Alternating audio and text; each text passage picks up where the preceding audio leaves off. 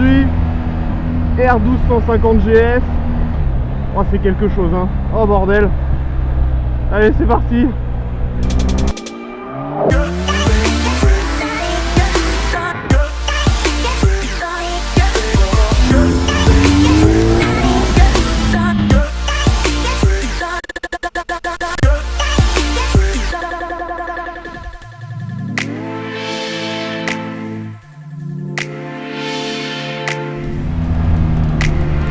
Oh là, mais regardez-moi ce bestiau.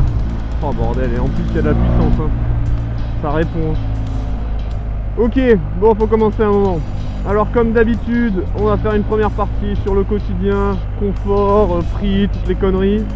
Ensuite, partie cycle avec châssis, suspension, freinage, puis moteur, le caractère, la puissance, etc. Et enfin, je viendrai sur mon avis perso sur la moto, parce qu'à un moment, faut quand même arrêter de donner un cadre et se faire plaisir. Donc comme j'ai dit, on va commencer avec le quotidien. On va commencer avec la position. Moi je suis issu de la sportive, c'est hyper bizarre comme position. On est tellement haut, le guidon il est tellement grand, c'est incroyable. La façon qu'elle a de se bouger, c'est très bizarre parce que du coup on part de très haut. C'est vraiment une autre façon de faire, hein. Du coup au niveau de la position, c'est très confortable, hein. J'imaginais même pas ce putain de pain de mousse là, comment il est incroyable. Mais du coup moi j'ai un peu de mal, en fait je me sens pas à l'aise, surtout que ça c'est souple, hein. Enfin c'est pas précis j'ai l'impression, mais c'est vraiment une impression parce que ça roule fort. La bulle elle protège de tout le vent, c'est incroyable. Je sens rien du tout, c'est fou. Pour profiter de l'entretien tout ça, j'en sais rien du tout, je vais pas vous mentir. C'est des motos qui coûtent cher, hein, quand même. Je sais pas combien ça coûte neuf, mais parfois je regarde, mais je sais que c'est cher, très cher. Donc bon, c'est BMW, c'est que c'est pas gratuit quoi, l'entretien tout ça. Et là, l'entretien perso, c'est des motos compliquées, hein. Bon, ça consomme pas des masses, ça dépend ce que vous lui en demandez, hein. Évidemment, un petit cylindre de 1250 cm3, si vous commencez à essayer de lui en mettre dans la gueule. Mais qu'est-ce que c'est que cette merde? Et les gars, pour rajouter un petit truc dans le haut quotidien, faut être grand quand même, hein. Moi je fais 1m82, je galère à avoir un pied au sol, ça se fait, hein, mais genre j'ai une fesse qui déborde un peu quoi pour pouvoir aller chercher le sol, hein. C'est grand, hein. Ok les gars, j'ai dû revenir en arrière, je sais pas ce qui se passe, il y a une centaine de caravanes qui sont en train de se déplacer, c'est bouché partout, c'est infernal. On va passer maintenant à la partie cycle, donc suspension, vas-y parle mieux, châssis et freinage, hein. Le châssis est vraiment pas mal, l'arrière est cool. En fait ce qui est bizarre c'est que sur l'angle c'est sympa, par contre on sent que c'est souple, vous voyez ça là, ça se dandine, ça. Sur une sportive vous le verrez jamais ce petit blablabla. Mais étonnamment en virage du coup c'est hyper stable et tout, c'est trop cool, c'est hyper agréable. Après il y a cette sensation bizarre vu qu'on est très haut, mais ça va, on s'habitue. Les suspensions elles sont vraiment pas mal, là je suis en Dynamic Pro. C'est vraiment cool, franchement, comme je l'ai dit, hein, en virage on est bien. En virage on est ok et tout. Par contre après voilà, ça reste souple et tout. Les bosses on les absorbe et tout, c'est trop bien. En vrai c'est hyper confort, donc les suspensions bon point. En Dynamic Pro en tout cas. En enduro ça doit être super souple et tout, ça va être génial.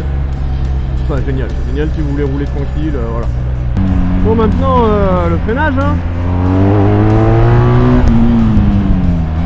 Oh ça freine bien.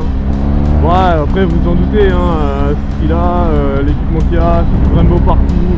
Je crois que c'est du Brembo, hein. J'arrive pas à voir. Je confirmerai ça. Mais ouais c'est bon, hein. Oh là là. Ça freine très très fort. Le frein arrière est.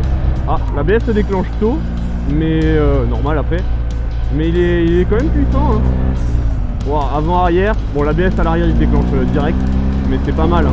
Ça freine bien, ça freine bien. En tout cas partie cycle c'est vraiment costaud, hein, c'est cool. C'est très cool. Je vais faire un truc, je vais prendre un petit raccourci, on va voir comment ça se débrouille sur des petits chemins là. Hop les. C'est marrant parce que ça se gère très très bien, genre c'est très équilibré comme bécane. Du coup, même lent, au final, ça se gère, c'est assez intuitif. Ouais, ça passe. Ouais, ça passe bien, bien quoi.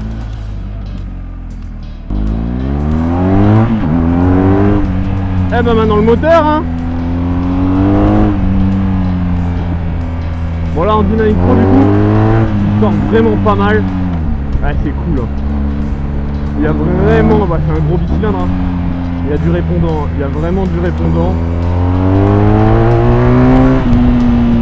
Ouais ça tabasse. Ah j'aime vraiment hein. J'aime ce que ça donne hein. Il y a un vrai gros caractère. Après ça reste assez linéaire tout le temps, mais le caractère est présent quoi.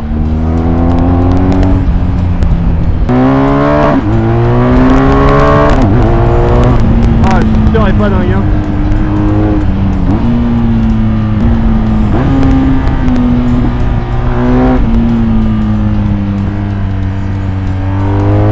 Oh là là. Ah ouais ça pousse fort. Et aussi les gars j'ai oublié, mais voilà le récapitulatif des notes, ça, le tableau où je mets un peu les notes sur ces 3 premières catégories. Ensuite vous avez dans la description une explication justement de ces notes, pourquoi j'ai mis ça, voilà. Donc allez checker et puis c'est tout en fait, il n'y a rien d'autre à dire. Oh là là. Bon très clairement, j'adore. Ce qu'elle me donne la moto c'est incroyable, j'adore vraiment. Le moteur est ouf, la partie fixe elle tient.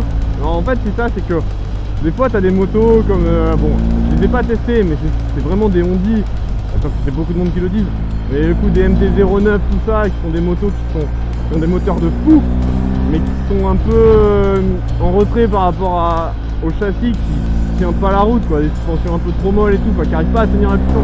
Là t'as 125 chevaux mais t'as des modes genre Dynamic Pro tout ça qui te permettent en fait d'exploiter 125 chevaux tout en étant hyper safe avec des suspensions qui s'adaptent et tout.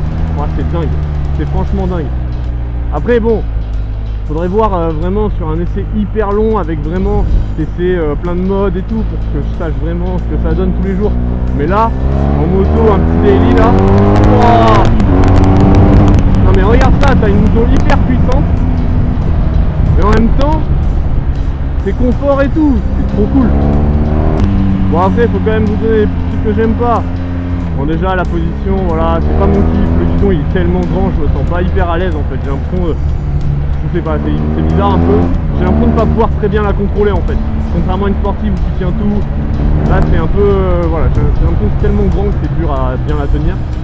Après c'est lourd, c'est hyper cher, et ça, voilà, c'est un peu dommage, c'est un truc qui fait que moi j'ai un peu de mal avec ces motos là.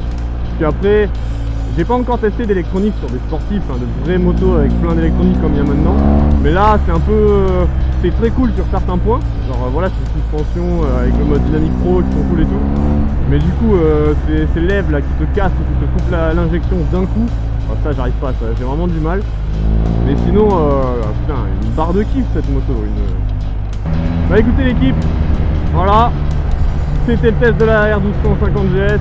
Une moto vraiment cool, mais aussi vraiment chère, donc bon, savoir ce que vous voulez, mais en tout cas je valide, c'est trop bien. Bon du coup à la prochaine, je sais pas encore avec quoi je vais revenir, et bah bisous hein, et bon été à tous.